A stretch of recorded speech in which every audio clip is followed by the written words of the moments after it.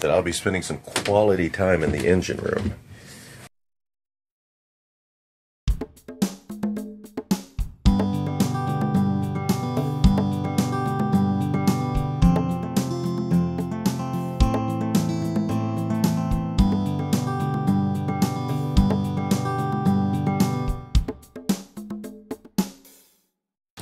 And knock off some of the corrosion that came in when the saltwater pump was spraying salt water on the engine, and just WD-40 the whole engine.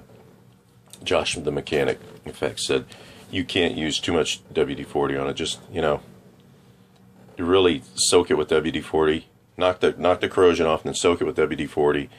And he said that'll keep it from corroding any further. He said you don't want to.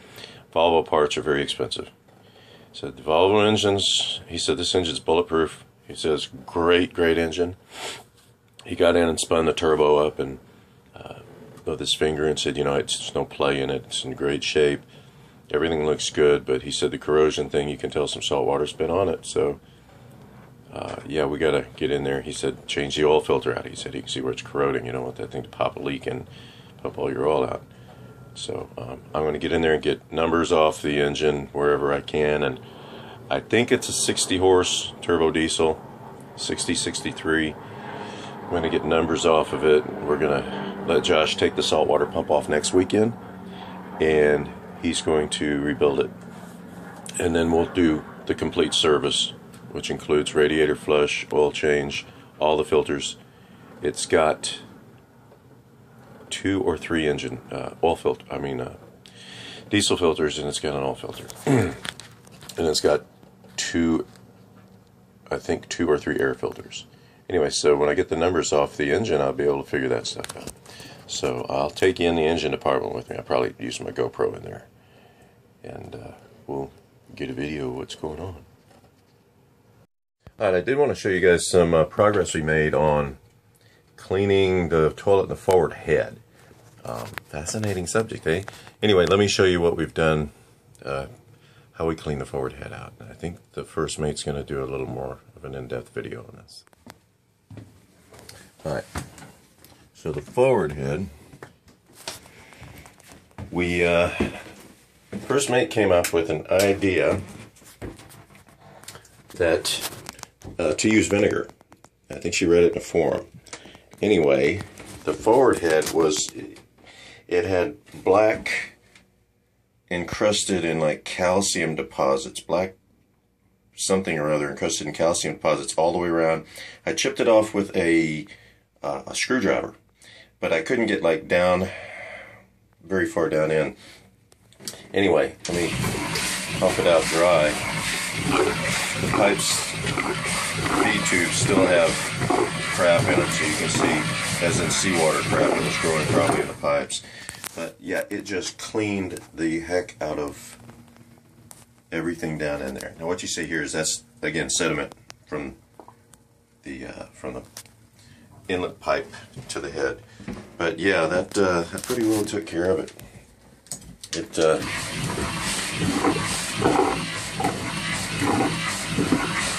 got rid of all that sediment that was down in there. That's pretty amazing. It's old-fashioned electric flush. That's hilarious. Anyway, so there you have it. That's what we did, and I'll let the first mate tell you how she did it with vinegar. She's going to do her own little video clip. So now we have a happier head. Good thing about one good thing about this boat, which we were pleased with, is the heads both are in pretty good shape and they work really well. Alright, you two buddies, well, what we're going to do now is we're going to climb into the engine room. Alright folks, so one thing you'll notice is you notice some of the salt remains that have been on this engine.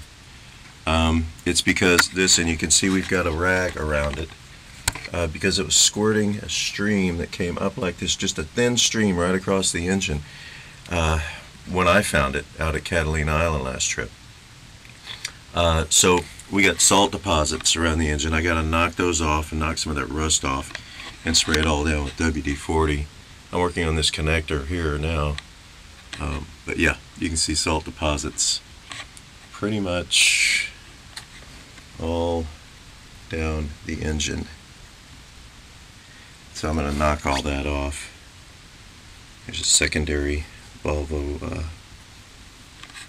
fuel filter there. Anyway, so we're going to get all that stuff knocked off. Then I'm going to go over to the other side of the engine over there, which I have not been on. Josh went over there and when he was doing the checkout, the initial checkout. I'm going to go over there and see if I can find engine numbers and whatnot. So, hope you like my little light. Anyway, we'll take you over there in just a minute. Myself, this is fun, but yep, I can definitely see all the corrosion he's talking about. That is the engine breaker, which bit us once before. The engine wouldn't start. We didn't know why. We figured it out. Looks fairly dry in there, no corrosion, so that is a good thing. Josh said to just to soak it and get all that stuff started or stopped. So that's what we're doing. He said just liberally just spray it all over the engine, coat the engine with WD-40, and he said that'll stop all your corrosion. Knock off what you can and soak the rest with WD. And coming from a 20-year diesel mechanic that's extensively worked on Yanmars and pretty extensively on Volvos, knows this Volvo inside out, I'll take that as gospel for me.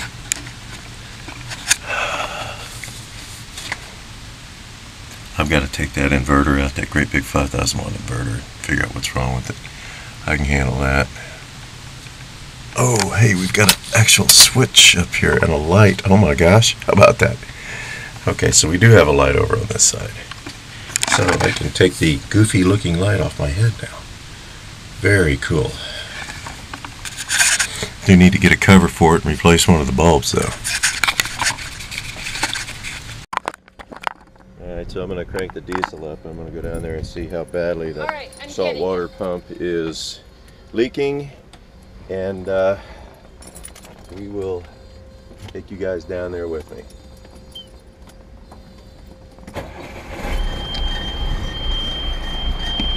So let's see if I can get some light on it.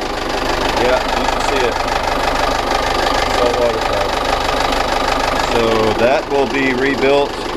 Josh is going to take it off next weekend and take it to his shop and rebuild it, probably bring it the following weekend. And then we'll be pretty much close to 100% on the engine other than just the service. Okay, so Josh sent one of his mechanics down the next weekend, and he was able to rebuild the saltwater pump as it's set in the marina, so we didn't have to have it taken off and taken somewhere else. That was nice. And I did find out that this is 130 horsepower turbo diesel. The original engine in this was about 53 horsepower, so it's almost 3 times more powerful. So that's why she cruises at 8 knots at about a third throttle. Anyway, more to come on and some other things we did in the next video.